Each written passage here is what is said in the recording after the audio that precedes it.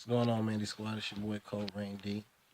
Um, I'm sorry for the delayed upload to this review. I said I was going to do it for a while all over Instagram and Facebook and Twitter or whatever, but I got caught up with going to my uncle's wedding, so that's why it was a little bit of a review. It's gonna come out tomorrow. Nothing. It's gonna come out tomorrow. Nothing. So we finally here. We're here with the whole season review of Luke Cage season 2. I've been waiting for this for a minute. I'm happy it came out. And by the way, this will be a spoiler review. So if you haven't seen it yet and you don't want to be spoiled, go out, click that X now because I'm not finna hold back because somebody else hasn't seen it. So let's get into it. First thing I definitely do is I feel like this season was better than season one.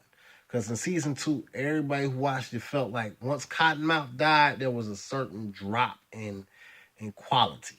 The conflict didn't feel as real. You know what I'm saying?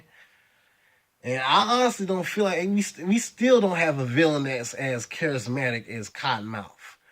You know, Marshawn Ali did his thing. So, and even though we don't feel like we have a villain that's fucking with Cottonmouth, I feel like Bushmaster damn sure did his thing, and Mariah definitely came hard with it this season. Shades became a little bit more fleshed out in more ways than I personally cared for. I'm just saying. I guess being gay for a stay is a thing in the MCU. Yeah, definitely wasn't seeing the Shades and Comanche thing come. I guess I should have seen it coming, but when I found that out, I'm like, whoa, no, they didn't. No, they didn't. No, they did. Well, damn. I mean, but I'm glad that did come out because that kind of added another layer onto everything that was going on with Shades and Mariah, and in some way it even fleshed out Mariah some more. And every L and Mariah took a lot of L's this season, a lot of L's, and every L that hit her, you could see it fuck with her on a mental state. Like this shit just started to get unraveled bit by bit by bit. And, she's getting, and I believe that, and especially when you look at what happened at Gwen's when they did that whole Rum Punch Massacre thing, what the dude cursed her as he was getting ready to get burnt to death. That shit seemed to come true on her ass. And by the time that she died towards the end, it was sad, and it was sad for her. It was sad to see that happen to Mariah, but the way that it happened was kind of beautiful. Alfre Woodard did her thing. She played that unraveling of Mariah Dillard, excuse me, very beautifully. Bushmaster definitely had a Killmonger vibe to him. I've seen that in the comments a lot. Killmonger vibe, Killmonger. I didn't see it at first, but the more I look at it, I see it. Not so much that his cause was so righteous, but it was so relatable. His family was done a great injustice by the Stokes family. And you could definitely tell that because of all that, he really wanted to smoke with Mariah and anything she had going down. And if anything, his conflict with Luke Cage was more or less incidental, a matter of necessity. Not so much that they had personal beef with each other, but just kind of like he wants to do this in order to get at Mariah. Luke's finna stand in the way of that, so Luke got to go too. So you definitely see Luke playing both sides, defending a woman that, quite frankly, he would have rather seen dead his damn self. And when Mariah finally got hers, it was kind of heartbreaking to see. Definitely, and big ups to her daughter Tilda. I definitely see her being a problem going forward. You know, and kind of seeing her relationship with Mariah and it for it to end in the way that it did. It kind of felt like she's in danger of becoming Mariah more than she's in danger of becoming Mariah. She's in danger of being a real problem. And you can see even at the end when Luke was given the club at the end, you could kind of see like, oh, just the look that she gave him was like, yeah, that bitch, she finna, this ain't the last we've seen of her. She's gonna come back. She gonna be real problematic.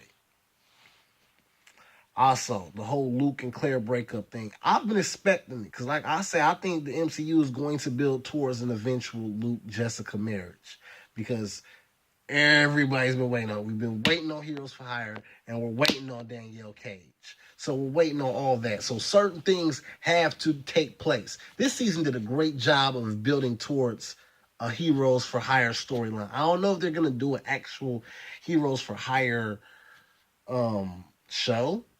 I don't think they're gonna touch on the Luke Cage. They're gonna touch on it in Iron Fist. Maybe there's gonna be like, maybe they're not gonna have like a Heroes for Hire show, but this is gonna be like a Heroes for Hire storyline where Luke and Danny, they click up every now and then again like they did in this season, and he's gonna probably return the favor in Iron Fist. But I honestly think a Heroes for Hire storyline would make the best usage, especially for like Iron Fist, because let's be real, Iron Fist was trash.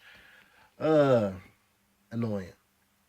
So, I mean, hopefully they can step his shit up because Iron Fist got a lot of potential. I'm like, you got a guy who's basically supposed to be the best martial artist in the MCU. So we can definitely tune it up.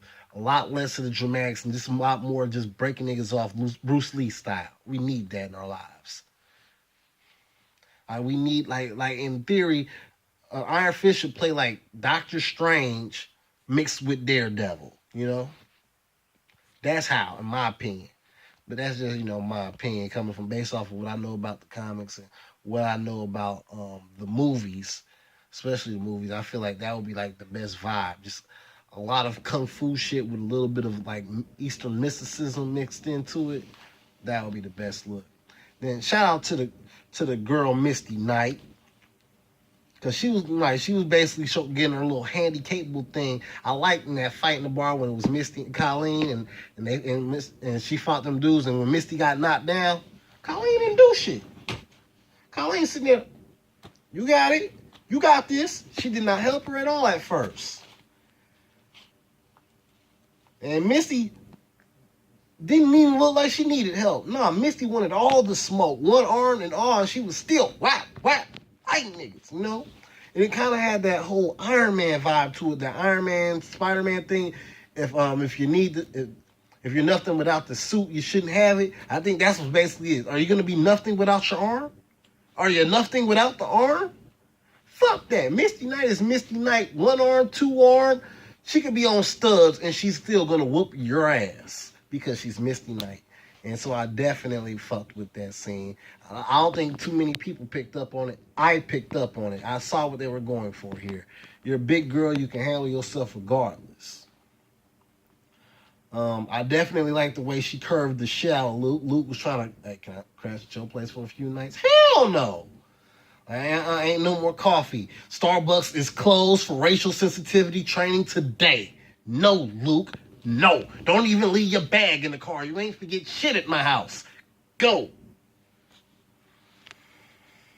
So that's what, and it also shows Misty struggling with everything that happened with Scarf last season. It's definitely tied in. I like how season 2 tied in a lot of the loose end storylines.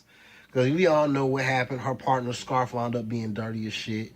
And now they're basically saying, well, Misty, are you gonna be Scarf? Are you dirty too? Because clearly Misty's already frustrated with the way that the department handles shit. But she doesn't want to be Scarf either.